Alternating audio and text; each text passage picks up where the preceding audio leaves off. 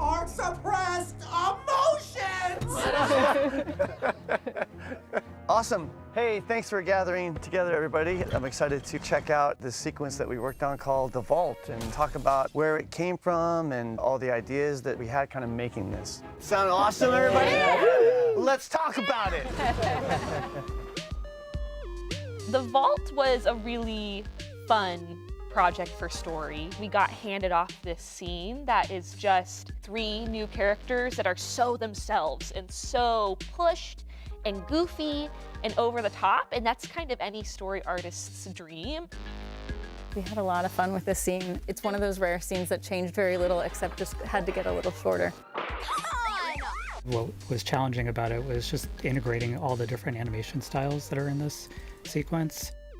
It was fun to approach this world again and see it through somewhat of a new lens, being this comedic scene with this sort of dark, very atmospheric space.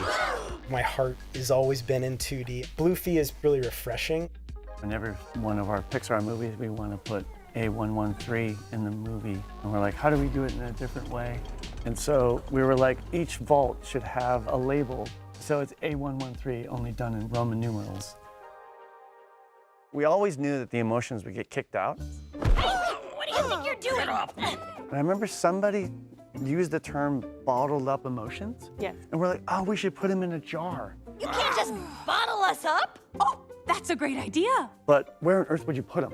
I remember doing an idea about secrets in bank vaults, that you can lock away your secrets. Yeah, and it felt very perfect for 13-year-old girl. I had a lot of embarrassing secrets at this age. We all did. Yes. At 13, every morning before school started, I would watch popular preschool television show. Yes. And I was just really comforted by it. Yeah. And I had been watching it all of my childhood. But if anyone ever figured out that I still watched these preschool shows, Oh yeah, totally. it would have been social death. Totally. Oh, that was just for the preschool time. Yeah, it You was for shouldn't be babies. watching it anymore. Yeah. But I secretly do. Thus, Bluey was born. Yeah.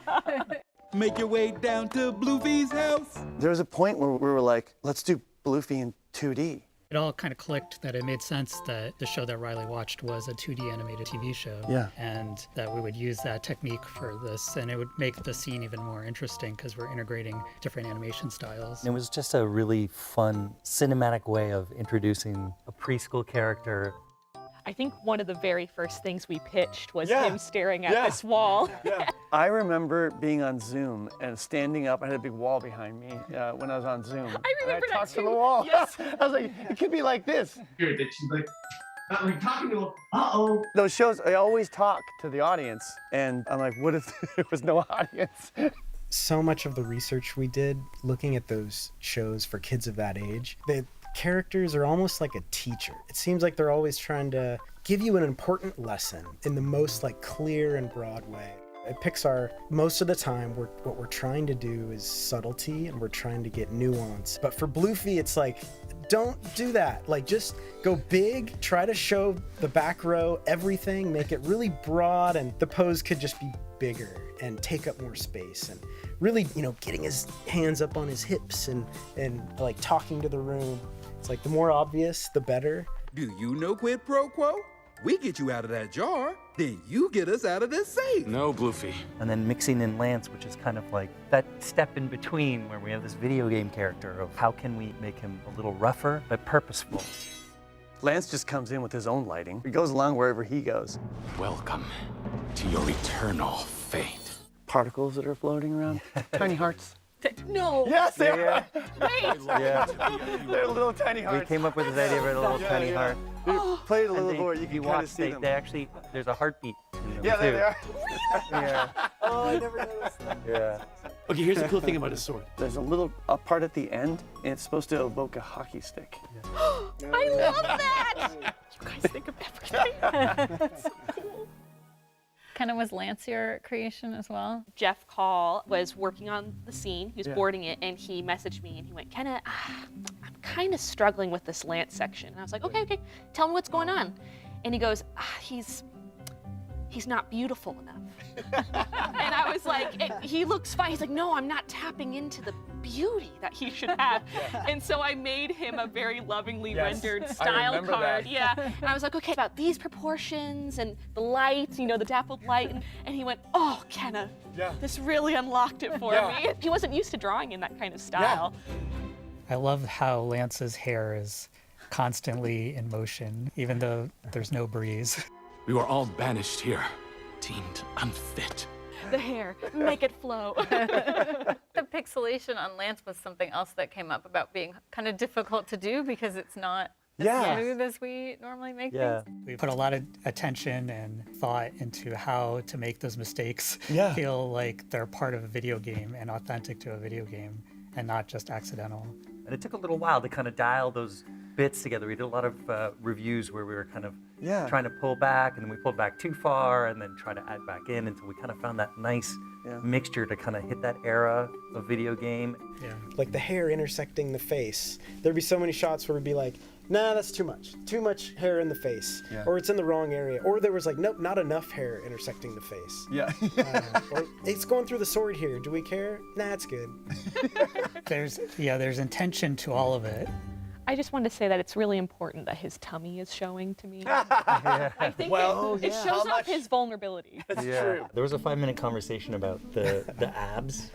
Oh yeah. The abs and like what we were gonna show. Belly button, no belly button. But it does mean these kind of funny conversations about how many abs to paint into the abdomen of his body, or how much muscle we're supposed to paint in. He had a lot of abs at one point. A distracting amount of abs. From the amount of times he's curling into that ball, that makes sense to me. That's true. A lot of blood core work. A lot of crutches. He's gonna get that momentum. There was a lot of discussion about the My Hat label. I feel like there were many iterations of like, could we read it? Was it big enough?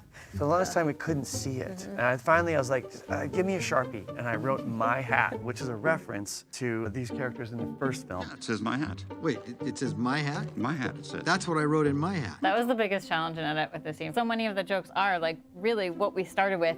It was just trying to kind of keep it contained because it could take over the whole movie. Like their characters are so great, it's so much fun, but we also have to keep our characters on their journey. We did it, everyone.